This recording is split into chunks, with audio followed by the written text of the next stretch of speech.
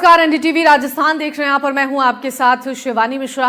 अगर आप भी अपने बच्चों को समय नहीं दे रहे हैं या फिर उनकी बातों को अनसुना कर रहे हैं तो जरा संभल जाइए, क्योंकि उदयपुर के आरएनटी मेडिकल कॉलेज की एक रिपोर्ट सामने आई है जिसमें यह बात सामने आई है कि बच्चे घर में अकेलेपन का शिकार हो रहे हैं और इसकी वजह से बच्चे तनाव और डिप्रेशन का भी शिकार हो रहे हैं। उनके अंदर चिड़चिड़ापन आ रहा है, परेशान होकर बच्चे खुदकुशी भी कर रहे हैं और घर छोड़कर भी भाग रहे हैं। चर्चा आज इसी विषय पर करेंगे कि आखिर माँ बाप के पास समय नहीं है या फिर वो बच्चों के मामलों में लापरवाह हैं। तो ग्राफिक्स के जरिए हम आपको दिखा रही हैं बच्चों के अंदर डिप्रेशन क्यों हो रहा है। 10 साल से 14 साल के बच्चे जो हैं, घर में माँ बाप अगर समय नहीं देते हैं तो डिप्रेशन का शिकार हो रहे हैं। स्कूल में टीचर से टारगेट होना भी एक कारण है। स्कूल में साथियों का मजाक बनाना भी, जिसका असर बच्चों पर पड़ता है। माता पिता का रेगुलर घर में झगड़ना, खेलने जाने से रोकना भी एक कारण है डिप्रेशन का। और माँ बाप बातों को अगर अनसुना करते हैं तो भी बच्चे डिप्रेशन का शिकार हो सकते हैं।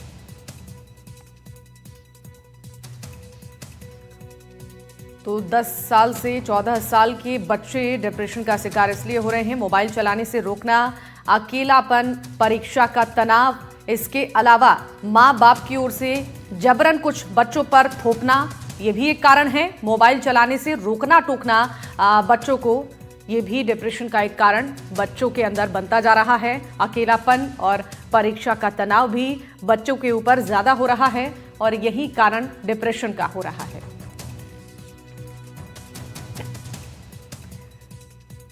तो 10 साल से 14 साल के बच्चे जो हैं, उनके ऊपर ये जो प्रेशर है, इस वजह से बच्चों के अंदर डिप्रेशन जैसी समस्या हो रही है। तो इस विषय पर चर्चा करने के लिए हमारे साथ कुछ खास मेहमान जुड़ चुके हैं। परिचय के साथ इस चर्चा को हम आगे बढ़ाएंगे। डॉक्टर ज्योत्सना सिंह हमारे साथ जुड़ चुकी हैं, मनोवैज्ञानिक हैं, बहुत स्वागत है मैम। डॉक्टर निमेश देसाई हैं, ह्यूमन बिहेवियर एक्सपर्ट, बहुत स्वागत है। डॉक्टर शोभा शर्मा हमारे साथ चाइल्ड साइकोलॉजिस्ट हैं, आपका भी बहुत स्वागत है। डॉक्टर सत्यकांत त्रिवेदी हमारे साथ मनोचिकित्सक हैं, आपका भी बहुत बहुत स्वागत है सर। शुरुआत में ज्योत्सना जी आपके साथ करना चाहती हूँ। 10 साल से 14 साल के जो उम्र के बच्चे हैं, जो आंकड़े अभी सामने आए हैं, उसमें साफ तौर पर यह बताया जा रहा है कि माता पिता का ध्यान नहीं देना एक बड़ा कारण कि बच्चे डिप्रेशन का शिकार हो रहे हैं। 10 साल से 14 साल की उम्र के बच्चों के बीच किस तरीके से उन्हें परवरिश देने की जरूरत है, उन पर ध्यान देने की जरूरत है ताकि बच्चे डिप्रेशन का शिकार ना हो? जी, एक्चुअली ये जो एज होती है, टीन एज में है ना, प्रवेश करने का एंट्री पॉइंट होता है। उस समय जब आप अपने बच्चों को फ्रेंडली तरीके से आपको बिहेवियर करना पड़ेगा, आप एक माता पिता नहीं, एक फ्रेंड की तरह, क्योंकि उस समय उसके हार्मोन्स इतने चेंजेस होते हैं, चीजों को वो समझ नहीं पाता है कि मेरी बॉडी में बहुत सारी चेंजेस हो रही है जो बायोलॉजिकल है, और मेंटली भी बहुत सारी चीजों पे है ना उसको समझ नहीं आता है, क्योंकि कंपटीशन इतना हो गया है। आज ये बच्चा इतना है ना टॉपर बन रहा है, और ये बहुत सारी चीजों पे प्रॉब्लम हम नहीं देख पाते हैं। तो इसी वजह से है ना जो बच्चे हैं वो समझ नहीं पाते हैं, क्योंकि उनकी जो जो डेवलपमेंट है वो उस समय शुरू होती है। तो टीन एज का जो फासला है, उसमें हमें पेरेंटिंग बहुत जरूरी होती है। अगर पेरेंटिंग सही हो गई तो उसका भविष्य बहुत उज्जवल हो जाएगा। Thank you. बहुत सही बात आपने कही। डॉक्टर निमेश, आप बहुत अच्छे से समझा पाएंगे कि बच्चों के अंदर जो बिहेवियर चेंजेस हो रही हैं, एक तो रोक टोक माता पिता की तरफ से, खेलने नहीं जाने देना, मोबाइल फोन नहीं चलाने देना, परीक्षा का अलग दबाव होता है, स्कूल में कंपटीशन की वजह से भी बच्चों का मनोबल कम होता है। क्या कुछ और कारण है जिसकी वजह से बच्चे डिप्रेशन का शिकार इतनी कम उम्र में होते जा रहे हैं?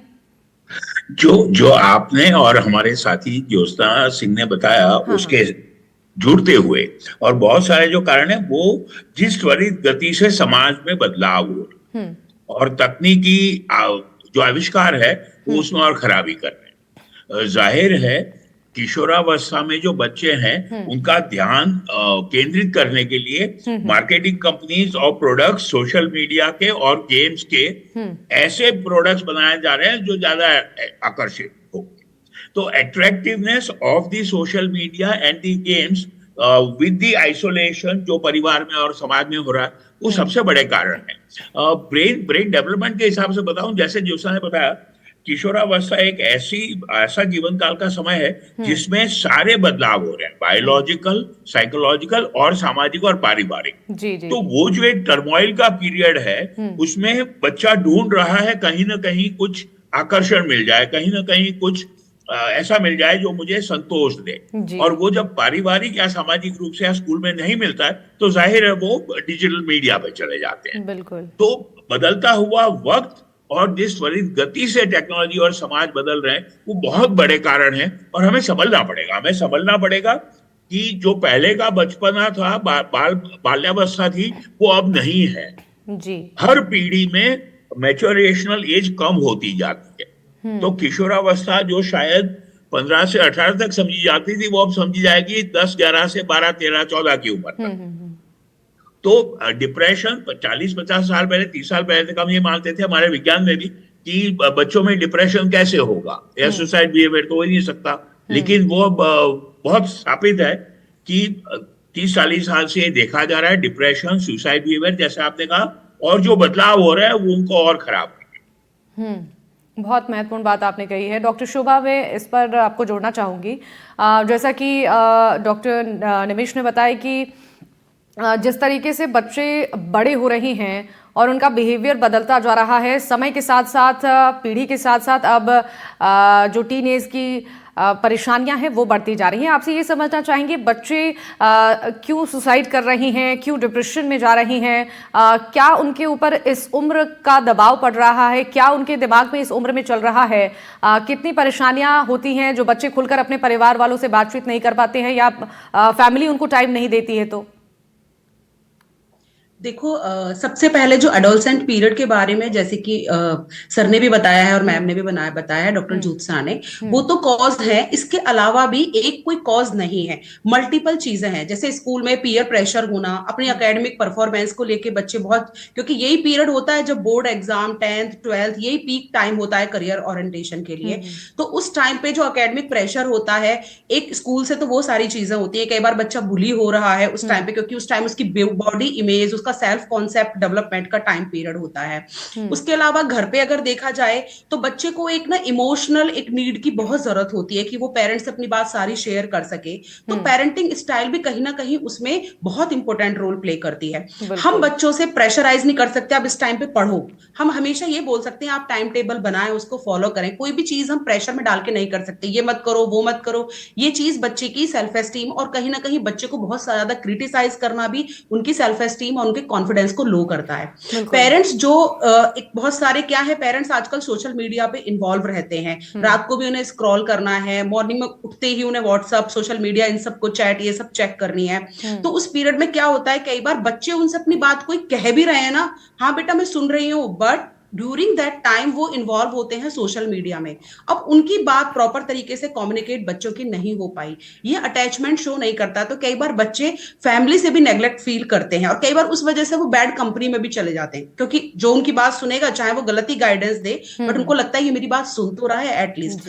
तो और उसके अलावा सोसाइटी भी है। तो मल्टीपल फैक्टर है। पेरेंट्स की भी अपनी एक्सपेक्टेशन है, हमारा एक बच्चा है, सब कुछ सब गुण संपन्न यही हो, ये इसमें इतने मार्क्स लाने हैं, इसके अलावा कुछ नहीं लाना है। तो ये सब सारे जो प्रेशर हैं बच्चे कहीं ना कहीं चैलेंज के रूप में लेते हैं। उस टाइम उनका हार्मोन्स भी डेवलप हो रहे हैं, सेक्सुअल जो ओरिएंटेशन है वो सारी चीजें भी होती हैं। तो उसके अलावा कई बार खुद वो भी मीडिया में एडिक्शन। तो मल्टीपल फैक्टर है, बच्चे के खुद के भी, सोशली भी, फैमिली के भी, स्कूल के भी, सारी चीजें हैं जो कि बच्चों को अफेक्ट करती है। और वो कहीं ना कहीं एंग्जाइटी, मे बी एग्जाम से related, may be self esteem से रिलेटेड, मे बी कॉन्फिडेंस से रिलेटेड, और उसके अलावा फिर वो धीरे धीरे डिप्रेशन के केस में, क्योंकि किसी से अगर बात करने के लिए उस टाइम नहीं मिलता, कोई उनकी नहीं सुनता है, तो वो आइसोलेशन में चले जाते हैं और उसकी वजह से भी फैक्टर ये अफेक्ट हो सकते हैं।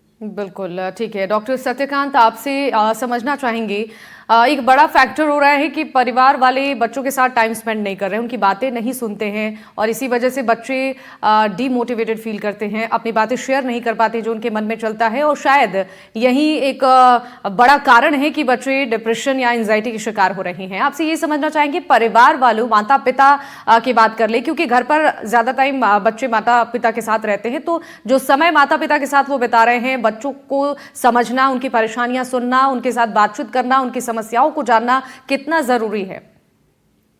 शिवानी, देखिए आपने बेहद बड़ी बात कही, लेकिन क्या हम बदलते हुए समाज के स्ट्रक्चर के हिसाब से ये कह पाएंगे कि केवल माता पिता को समय देने का प्रीच करने से काम बन जाने वाला है?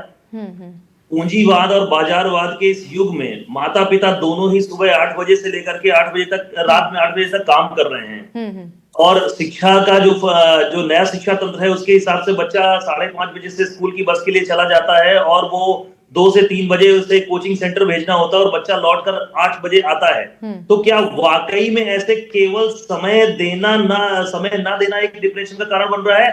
मुझे लगता है इस पर भी गहरी एनालिसिस की जरूरत है। बिल्कुल सर।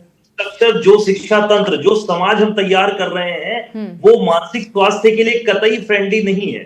तो ये जो दुष्परिणाम है वो केवल कहीं ना कहीं ये हम कहते हैं कि केवल माता पिता वक्त नहीं दे रहे हैं, वक्त क्यों नहीं दे पा रहे हैं, इसका विश्लेषण किया जाना बेहद आवश्यक है। निश्चित तौर पर जो सोशल मीडिया का यूज है, ये भी एक बहुत बड़ा कम्युनिकेशन गैप क्रिएट कर रहा है, क्योंकि माता पिता बच्चों से ज्यादा कहीं ना कहीं माता पिता को सोशल मीडिया या रील्स की, इंस्टाग्राम की, इन सब की लत लगी हुई है। और जो आधे 1 घंटे बच रहे हैं वो मुझे लगता है कि खान पान में ही रहे चले जाते हैं और 11-12 बजे के आसपास सो रहे हैं। तो स्लीप डिस्टर्बेंस भी है, एक बहुत बड़ा कॉज बन रहा है बच्चों में स्ट्रेस का, कि 11-12 बजे बच्चे सो रहे हैं और सुबह 5 बजे फिर स्कूल के लिए रेडी हो रहे हैं। तो माता पिता को निश्चित तौर पर जो भी समय मिल रहा है वहां पर बच्चों से अच्छा संवाद स्थापित करने की जरूरत है, अच्छा कम्युनिकेशन स्थापित करने की जरूरत है, जहां बच्चे को ये सहजता मिल सके कि बच्चे अपनी बात कह सकें। लेकिन इसमें पूरे के पूरे सोसाइटी स्ट्रक्चर में बहुत बड़े परिवर्तन लाने की आवश्यकता है ताकि माता पिता एग्जीक्यूट कर सकें। बहुत महत्वपूर्ण बात कही आपने सर। डॉक्टर ज्योत्सना, आपसे ये समझना चाहेंगे, अक्सर माता पिता बच्चों को टाइम नहीं दे पा रहे हैं और इस वजह से ये कम्युनिकेशन गैप हो रहा है, लेकिन इस बीच जब बच्चे एंजाइटी डिप्रेशन का शिकार हो रहे हैं, परेशान रहते हैं, जो इसके लक्षण हैं वो भी माता पिता समय पर समझ नहीं पाते हैं, क्योंकि बच्चों को वो टाइम ही नहीं दे पाते हैं, उनकी क्या परेशानियां हैं वो नहीं समझ पाते हैं। क्या लक्षण माता पिता को, परिवार वालों को समझने की जरूरत है कि उनका बच्चा एंजाइटी और डिप्रेशन का शिकार होता जा रहा है? जी, बहुत जरूरी है, बहुत महत्वपूर्ण है ये इस पे टॉपिक पे, क्योंकि जब बच्चा अलोन बैठना स्टार्ट करता है, सिर्फ वो मोबाइल ले लेता है पेरेंट के या किसी भी तरीके से वो बैठता है और लाइट बंद करके बैठता है, तब आप समझ जाइए कि उसको एंजाइटी या डिप्रेशन की कहीं ना कहीं स्टार्ट हो गया है। साथ में आप ये भी सोचिए कि है ना, वो बच्चों के साथ में खेलता नहीं है, जो एक किशोरी मतलब आयु में सब बच्चे खेलते हैं, तब वो नहीं खेलता है, अपने आप को कमरे में बंद कर देता है, तो समझ जाना कि ये डिप्रेशन और एंजाइटी का सबसे पहला कदम है। तब आपके बच्चे को उसी समय आपको सब इलाज करवाना जरूरी है। आप उसे इमोशनली उसको बूस्टअप करिए, क्योंकि सबसे बड़ा है ना, पहले पेरेंट को ही समझना पड़ेगा। थेरेपी और काउंसलिंग एक है, पार्ट है, लेकिन साथ में 24 घंटा बच्चे के साथ में पेरेंट रहते हैं और पेरेंट को ये सीखना पड़ेगा कि मैं अपने बच्चे की परवरिश कितने अच्छे लेवल पे करूं ताकि ये एंजाइटी डिप्रेशन से वो बहुत दूर तक जाए। परवरिश पर ध्यान देने की बहुत जरूरत है। डॉक्टर निमेश, आप बहुत अच्छे से समझा पाएंगे सर कि बच्चों के अंदर जो एक्टिविटीज चेंज होती हैं, जो उनका बिहेवियर चेंज होता है समय के साथ, अगर उन्हें एंजाइटी या डिप्रेशन की शिकायत होती है, माता पिता की तरफ से उनको इग्नोर करना एक बड़ी समस्या तो है ही। सर, आपसे ये समझने की हम कोशिश करें कि माता पिता समय के साथ साथ लाइफस्टाइल उनका भी चेंज हो रहा है, शायद एक ये भी कारण है कि वो समय बच्चों को नहीं दे पा रहे हैं, लेकिन बिजी शेड्यूल में भी बच्चों को डिप्रेशन और एंजाइटी से बचाना, उनके साथ समय बिताना, उनसे बातचीत करना, उनकी परेशानियां जानना, इसे किस तरीके से अभी सही करने की जरूरत है पेरेंट्स को?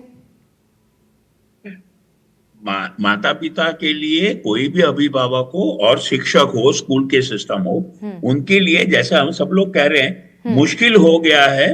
किशोरावस्था में जो आम बदलाव आते हैं, उन आम बदलाव के साथ साथ कुछ बच्चों में जिनको डिप्रेशन या एंजाइटी की बीमारी या तकलीफ हो जाती है, उनको कैसे अलग पहचाना जाए। जैसे हम सब कह रहे हैं, किशोरावस्था का सबसे बड़ा एक लक्षण है कि बदलाव जल्दी से आते हैं, बच्चा बच्चे से बड़ा होगा, तो वो जो ट्रांजिशन फेज है, इस दौरान कुछ लक्षण हम ध्यान में रख सकते हैं।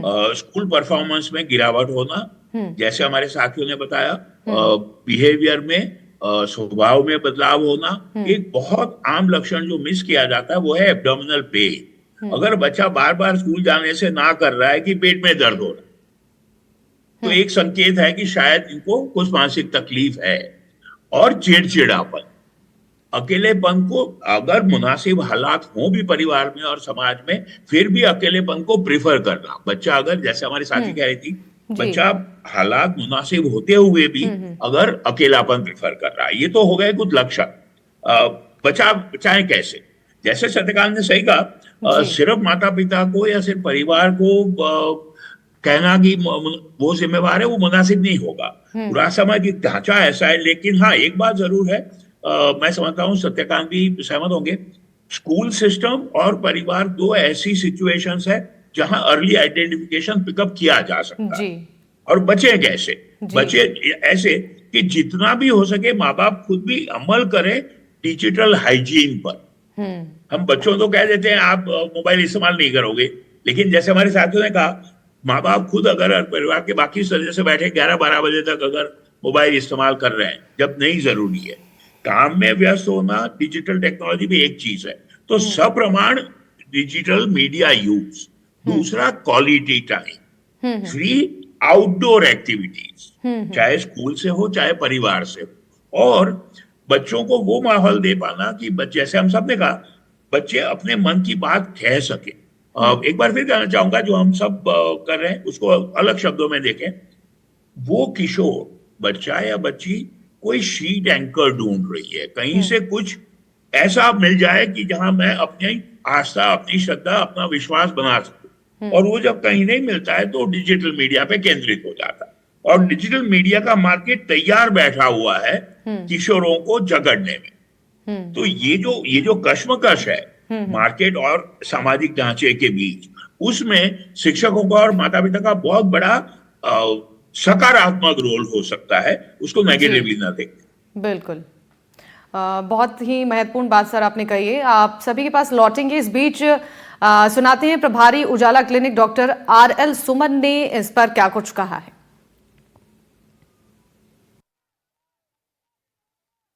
कौन से कारण सामने आए जिसमें बच्चों में सबसे ज्यादा तनाव देखा गया? बच्चों ने किस तरह से उसको आपको बताया? देखिए, इसमें अपने 2 एज ग्रुप्स में बांटा है हमने, 10 to 14 और 15 to 19 ईयर्स। 15 to 19 ईयर्स वाले बच्चे एकेडमिक प्रेशर, खासकर अर्बन वाले जो बच्चे हैं ना, सिटी के, एकेडमिक प्रेशर बहुत है। ये 10th 11th से कोचिंग स्टार्ट हो जाती है और पेरेंट्स की तरफ से प्रेशर होता है कुछ बनने का, तो इस वजह से वो एंग्जाइटी में और सूनर और लेटर डिप्रेशन में जाते हैं। प्लस इस समय अपने सेक्सुअल असॉल्ट वाली चीज़ें भी स्टार्ट हो जाती है, कुछ रेप विक्टिम्स आते हैं और कुछ रेप के एक्यूज होते हैं। ये सारी भी समस्याएं कुछ और होती है, लेकिन फाइनली ये निकलता है कि उनका सेक्सुअल अब्यूज़ हो रहा है। दूसरा, एडिक्शन, एक एडिक्शन भी इस एज में धीरे धीरे बढ़ता जाता है। जो 10 से 14 वर्ष तक के बच्चे, जो छोटी एज ग्रुप है, उस एज ग्रुप में अपनी समस्या है थोड़ी लर्निंग से रिलेटेड। स्कूल में पुअर स्कोलेस्टिक परफॉर्मेंस हो रही है, बच्चे कोप अप नहीं कर पा रहे हैं स्कूल और घर के बीच, लैक ऑफ इंटरेस्ट हो गया, मोबाइल ही देखते रहते हैं, घर पे इंटरेक्ट नहीं करते, पेरेंट्स से बात नहीं करते। इस टाइप की समस्याएं जो पेरेंट्स से रिलेटेड और स्कूल से रिलेटेड है, वो ज़्यादा है। वही मैं भी यही जानना चाह रहा हूँ, एक परिवार में बच्चा रहता है, उस परिवार को जुड़ा हुआ ऐसी कौन सी बातें जिससे बच्चों में ज़्यादा तनाव देखा गया है? देखिए, ऐसा कह सकते हैं कि एकल परिवार के बच्चों में थोड़ा सा ये तनाव की संभावना ज़्यादा है, और एक ही बच्चा है जिस परिवार में कोई सिबलिंग भी नहीं है उसमें भी तनाव ज़्यादा है। और देखा जाता है कि जॉइंट फैमिली में रहने वाले बच्चे हैं या परिवार में 2-3 और बच्चे हैं, भाई बहन हैं, या फिर सोशली एक्टिव है, पेरेंट्स कॉम्प्लेक्स में रहते हैं जहाँ दूसरे बच्चों के साथ खेलता है बच्चा, शाम को टाइम स्पेंड करता है, कहीं गेम खेलने जाता है, उन बच्चों में थोड़ा सा तनाव को बाहर निकलने की संभावना ज़्यादा होती है और तनाव एक्यूमुलेट नहीं होता। जब हम देखते हैं कि इस बच्चे को कुछ बिहेवियर में चेंजेज हैं या कोई प्रॉब्लम इसके साथ मिसहैपनिंग हुई है, घर से, कोई परिवार से, स्कूल से कोई इस तरह की चीज़ हुई है, जब डॉक्टर को लगता है, उन बच्चों को हम उज्ज्वला क्लिनिक में भेज करके और उसकी काउंसलिंग करवाई जाती है।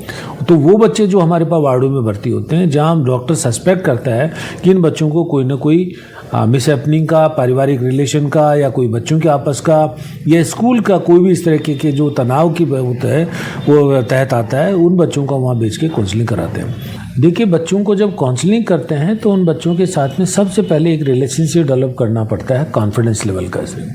जब बच्चे कॉन्फिडेंस में आते हैं तभी वो अपनी बात बता पाते हैं, नहीं तो नहीं बता पाते। तो हम जो बच्चे एक्यूट प्रॉब्लम से आते हैं उसको दवाई शुरू करते हैं एंड देन ग्रेजुअली उस पर काउंसलिंग में डालते हैं। और चलिए अब चर्चा में वापस लौटते हुए डॉक्टर सत्यकांत त्रिवेदी जी का रुख कर लेते हैं। डॉक्टर, आपसे ये समझना चाहेंगे, बच्चों के अंदर चिड़चिड़ापन होना, बच्चों का इंटरेस्ट खत्म होना, चूंकि देखिए ज्यादा समय बच्चे परिवार के साथ और स्कूल में ही बिताते हैं, इन दोनों जगहों पर परिवेश कितना बेहतर होना बच्चों के लिए जरूरी है, ताकि अगर वो स्कूल से घर वापस लौट रहे हैं तो उन्हें एक अच्छा माहौल मिले, उन्हें पेरेंट्स का टाइम मिले, और अगर वो स्कूल जाते हैं तो शिक्षकों की कितनी बड़ी जिम्मेदारी कि बच्चों को डिप्रेशन, एंजाइटी या किसी प्रकार की कोई परेशानी ना हो सके, उन्हें समझने की कोशिश की जाए, उनकी बात सुनी जाए। देखिए, आपने यहाँ पे जो डिस्कशन चल रहा है उसी को और आगे बढ़ाते हुए मैं ये कहना चाहता हूँ कि जागते हुए समय का, पूरे 24 आवर्स की मैं बात नहीं कर रहा हूँ, जागते हुए समय का जो सबसे बड़ा हिस्सा है वो बच्चा स्कूल या कोचिंग में बिता रहा है। तो सबसे पहले इन्हें प्रोफेशनली ट्रेंड करना होगा टीचर्स को कि वो जो सीवियर मेंटल डिसऑर्डर्स हैं, जो डिप्रेशन है, वहां को उसको आइडेंटिफाई कर पाए। एक मोटा मोटा सबको ट्रेनिंग होना चाहिए। बड़े बड़े जो लक्षण हैं जिनको आसानी से हम देख सकते हैं, जैसा कि निवेश सर ने बताया कि जो एकेडमिक डिक्लाइन है या बच्चा कटा कटा सा रह रहा है, उसकी आदतों में बदलाव, गुस्सा, चिड़चिड़ापन, इरिटेशन होना, मुझे लगता है कि अगर इन लक्षणों को बेहतर ढंग से ट्रेंड किया जाए तो अर्ली आइडेंटिफिकेशन होगा, जहां पर प्रोफेशनल काउंसलिंग उपलब्ध हो। देखिए, काउंसलर जो उपलब्ध हैं आज के यहाँ पर कोचिंग में या स्कूल्स में, वो संभव एक खाना पूर्ति जैसा है। प्रोफेशनल काउंसलर का होना बेहद आवश्यक है, जो कि सही समय पर प्रोफेशनल हेल्प दे सके, क्योंकि बच्चों के केस में ऐसा देखा गया है कि जो हमारे बिहेवियरल इंटरवेंशन है, उन्हें अगर हम अर्ली स्टार्ट कर देते हैं तो डिप्रेशन या जो भी मानसिक स्वास्थ्य की समस्याएं हैं उनको समय पर रोका जा सकता है। साथ ही साथ स्कूल के पाठ्यक्रम में कक्षा के अनुसार विशेषज्ञ समिति की अनुशंसा के आधार पर कक्षाओं के हिसाब से तनाव के प्रबंधन पर, मानसिक स्वास्थ्य संबंधी पहलुओं की पहचान पर बच्चों को भी साथ में ट्रेंड किया जाना चाहिए, ताकि वो अपने लक्षणों को पहला व्यक्त कर सकें और टीचर्स की ट्रेनिंग से उनका अर्ली आइडेंटिफिकेशन और समय पर हेल्प मिल पाएगी। और बदलते हुए समाज में ये बहुत बड़ी नीड है, क्योंकि सोशल मीडिया के सैलाब को, उनकी मार्केटिंग स्टाइल को, पूंजीवाद को हम शायद रोकने में अक्षम रहे। तो उसके लिए पहले से ही हम ढाल तैयार कर लें कि हमें उससे लड़ना कैसे है। साथ ही साथ स्कूली पाठ्यक्रम में जो हाइजीनिक यूज है स्क्रीन का, हाइजीनिक यूज है टेक्नोलॉजी का, उसको कैसे हम इम्प्लीमेंट करें, ये भी एक इंपॉर्टेंट सुझाव हो सकता है। बिल्कुल ठीक है डॉक्टर शोभा, इसमें आपको जोड़ना चाहूंगी, जैसे कि हम बात कर रहे हैं कि बदलते दौर में बच्चों का लाइफस्टाइल चेंज हो रहा है, सोशल मीडिया का कितना बड़ा इसमें एक कारण इसे माना जा सकता है, क्योंकि सोशल मीडिया का यूज बच्चे आजकल कम उम्र से ही करना शुरू कर देते हैं और इससे इन्फ्लुएंस भी बच्चे बहुत जल्दी होते हैं। इस पर किस तरीके के कंटेंट वो देख रहे हैं और उसका क्या असर उनके दिमाग पर पड़ रहा है, क्या इसे भी एक कारण माना जा सकता है? बिल्कुल, सोशल मीडिया का हमारा साइकोलॉजिकल, हमारे इमोशनल और हमारे बिहेवियर तीनों पे ही इम्पैक्ट पड़ता है। जब क्या होता है, बहुत देर तक हम लोग सोशल मीडिया चलाते हैं तो इनिशियल फेज में तो ये हैप्पीनेस देता है, लेकिन उसके बाद हमारे इमोशंस को एकदम डिक्लाइन करता जाता है। तो कई बार फ्रस्ट्रेशन, बहुत देर तक अगर मीडिया पे अगर आप रहे हो, उसकी वजह से कॉन्सेंट्रेशन, फोकसिंग में भी प्रॉब्लम आती है। अगर आप ज्यादा फोन यूज कर रहे हो, मीडिया ये सब चीजें यूज कर रहे हो, तो कहीं ना कहीं हम उनसे इन्फ्लुएंस होते हैं। कई बार हम हेल्थ रिलेटेड चीजों के लिए इन्फ्लुएंस होते हैं, कई बार हम और बॉडी इमेज को लेके हम बहुत इन्फ्लुएंस होते हैं, जबकि हम ये नहीं समझ पाते हैं कि रियलिटी और प्लस जो ये सेलिब्रिटी है, इनमें बहुत ज्यादा डिफरेंस है। उसके अलावा कुछ और जो प्रेशर होता है सोशल मीडिया पे, बहुत ज्यादा टाइम, उसकी वजह से कोई वो फिजिकल एक्टिविटी नहीं कर पाते हैं, जिसकी वजह से आजकल छोटे छोटे बच्चों में ही डायबिटीज, ये सब सिम्टम नजर आते हैं। बच्चा बहुत अगले दिन स्कूल में भी बहुत लेथार्जिक फील करता है, बहुत थका सा रहता है। तो उसकी वजह से भी उसको इंफॉर्मेशन रिकॉल करने में और मेमोरी में स्टोर करने में कहीं ना कहीं प्रॉब्लम आती है, और एजुकेशन से भी कहीं ना कहीं ये डिस्ट्रैक्ट करता है। पेरेंट्स से बात करना बच्चे पसंद ही नहीं करते, उनको लगता है मोबाइल मिल जाए दैट्स एनफ। ऐसे बहुत सारी चीजें देखी गई हैं कि पेरेंट्स चाहते भी हैं अगर, लेकिन बच्चों के लिए मोबाइल ज्यादा इंपॉर्टेंट है, उन्हें वो मिलना चाहिए। अगर नहीं मिला तो फ्रस्ट्रेशन, एग्रेशन और कई बार वो एब्यूजिंग लैंग्वेज भी यूज करना शुरू कर देते हैं। तो बिल्कुल सही। मोबाइल और सोशल मीडिया का वाकई में बहुत ज्यादा रोल है। बिल्कुल मैम, सही कहा आपने। डॉक्टर निमेश, आपसे ये समझने की हम कोशिश करें कि बच्चों का व्यवहार बदल रहा है समय के साथ। पहले बच्चों को फिजिकल एक्टिविटी ज़्यादा कराई जाती थी, लेकिन अब पेरेंट्स भी इस पर ध्यान नहीं देते हैं, बच्चों का भी इंटरेस्ट इससे खत्म होता जा रहा है। समय के साथ साथ अब धीरे धीरे ये सारी चीज़ें खत्म हो रही हैं और इस वजह से बच्चे ज़्यादा एक्टिव नहीं होते हैं, सुस्त रहते हैं और इस तरीके का माहौल उन्हें मिलता है। संगति का भी एक असर माना जाता है कि जिस संगत में बच्चा रहता है वैसा उसका बिहेवियर होता है। इन्हें कितना बड़ा कारण इसको लेकर समझा जाए? बहुत बड़े कारण समझे जाए जो आप कह रहे हो। जैसे सरकार ने कहा, बाजारीकरण, शहरीकरण और पाश्चात्यकरण, जो ग्लोबलाइजेशन हो रहा है, ध्रुवीकरण, उसमें माफ करें हमारे जो श्रोता शायद थोड़े शॉक्ड हो, लेकिन हम अमेरिका की तरफ अग्रसर हैं। जो अमेरिका में हाल 30-40 साल से है वो अब यहाँ होने लगा है और आगे होगा। तो अगर हमें दक्षिण एशियाई समाज को और भारत को लीडरशिप लेके अगर उसको बदलना है, तो हम सब जो बातें कह रहे हैं, आप भी और हम चारों लोग, उनका अमल करना होगा। पारिवारिक क्षेत्र में, शिक्षा के क्षेत्र में। और एक बात और आखिर में कह दूं, जो मानसिक स्वास्थ्य के बारे में या साइकोलॉजिस्ट या साइकियाट्रिस्ट के पास आने में जो कुंठा है, स्टिग्मा है, कम होता जा रहा है, वो बच्चों के लिए कंसल्ट करने को जब सलाह दी जाती है तो और ज्यादा हो जाता है। उसे ओवरकम करना होगा। मेरे बच्चे को साइकियाट्रिस्ट के पास, साइकोलॉजिस्ट के पास क्यों ले जाऊंगा मैं? वो पागल थोड़ी है। ये जो रिएक्शन है बहुत गैर मुनासिब है। बिल्कुल सर। जैसे सत्यकाल ने और हम सब साथियों ने कहा, प्रोफेशनल काउंसलिंग, क्लिनिकल साइकोलॉजिस्ट की थेरेपी और अगर जरूरत हो तो दवाई, ये सारा जो स्पेक्ट्रम हमारे पास वैज्ञानिक रूप से अवेलेबल है, उसका फायदा बच्चों को मिलना चाहिए, जो अभी बहुत बड़ा गैप है, नहीं मिल रहा। तो एक बार फिर कहूं, वो जो स्टिग्मा है साइकियाट्री और मानसिक स्वास्थ्य का, वो बच्चों के प्रॉब्लम्स के लिए और ज्यादा है और उसको हमें चाहिए होगा कम करें। एक फायदा होना चाहिए महामारी का, जो जिस महामारी से हम गुजरे हैं, उसका एक फायदा ये हुआ है कि साइकोलॉजिकल हेल्थ के बारे में हम सब बात करने लगे। आप ये प्रोग्राम कर रहे हो, बहुत सारे मीडिया के साथी करते हैं। इसका असर समाज के गहरी लास्ट रो तक पहुंचना होगा।